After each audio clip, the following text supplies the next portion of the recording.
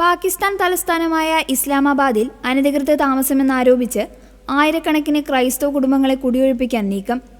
നഗരസഭാ അധികൃതരായ capital development authority നൽകിയ വാക്കാലുള്ള ഒഴിപ്പിക്കൽ നിർദ്ദേശം 25,000-ഓളം വരുന്ന സാധാരണക്കാരായ വിശ്വാസികളെയാണ് പരിഭ്രാന്തിയിലാഴ്ത്തിയിരിക്കുന്നത്.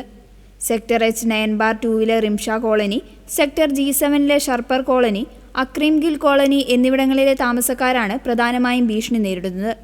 10 വർഷത്തിലേറെയായി ഇവിടെ താമസിക്കുന്ന ഇവർ നഗരത്തിലെ ശുചീകരണ തൊഴിലാളികളും വീട്ടുജോലിക്കാരും നിർമ്മാണ തൊഴിലാളികളുമാണ്. 2012 വ്യാജമതനിന്ന കേസിൽ അകപ്പെട്ട റിംഷ മസീഹ് എന്ന ക്രൈസ്തവ പെൺകുട്ടിക്കെതിരെയുള്ള പ്രക്ഷോഭത്തിൽ വീടും സ്ഥലവും നഷ്ടപ്പെട്ട കുടുംബങ്ങളെ പുനരധിവസിപ്പിക്കാൻ സർക്കാർ തന്നെ അനുവദിച്ചിടമാണ് റിംഷ കോളനി. അന്ന് അഭയം നൽകിയ അധികൃതർ ഇന്ന് തങ്ങളെ അനധികൃത കുടിയേറ്റക്കാരായി മുദ്രകുത്തി പുറത്താക്കുന്നത് വലിയ വഞ്ചനയാണെന്ന് കമ്മ്യൂണിറ്റി നേതാക്കൾ ആരോപിക്കുന്നു. പാവപ്പെട്ട തൊഴിലാളികൾക്ക് മാന്യമായ പുനരധിവാസം നൽകാതെ ഒഴിപ്പിക്കുന്നത് കടുത്ത വിവേചനമാണെന്ന് മനുഷ്യാവകാശ പ്രവർത്തകർ ചൂണ്ടിക്കാട്ടുന്നു. തുച്ഛമായ വരുമാനത്തിൽ കഴിയുന്ന ഈ കുടുംബങ്ങൾക്ക് പുതിയൊരു വീട് കണ്ടെത്തുക അസാധ്യമാണ്. മതപരമായ കാരണങ്ങളാൽ ക്രൈസ്തവർക്ക് വാടക വീടുകൾ ലഭിക്കുന്നതിലെ വിവേചനം ഇവരെ വീണ്ടും തെരുവുകളിലേക്ക് തള്ളിവിടും.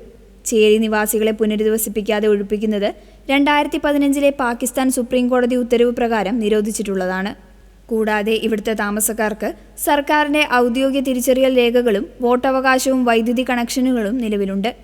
ഇതിവരുടെ താമസം അനധികൃതമല്ല എന്നതിൻ്റെ വ്യക്തമായ തെളിവായി ചൂണ്ടിക്കാട്ടപ്പെടുന്നു. ഞങ്ങൾ ക്രിസ്ത്യാനികളായതുകൊണ്ടാണോ ഇത്രയും ക്രൂരത? ഞങ്ങളുടെ കുഞ്ഞുങ്ങൾ എവിടെ കിടന്നുറങ്ങും എന്ന അൻവർ മസീഹിനെ പോലെയുള്ളവരുടെ ചോദ്യങ്ങൾക്ക് മുന്നിൽ അധികൃതർ മൗനം പാലിക്കുകയാണ്. 25,000-ഓളം വരുന്ന ജനതയെ വഴിയാധാരമാക്കുന്നതിന് മുൻപ് മാനുഷികമായ പരിഗണനകൾ നൽകണമെന്ന് അന്താരാഷ്ട്ര മനുഷ്യാവകാശ സംഘടനകൾ ആവശ്യപ്പെട്ടു.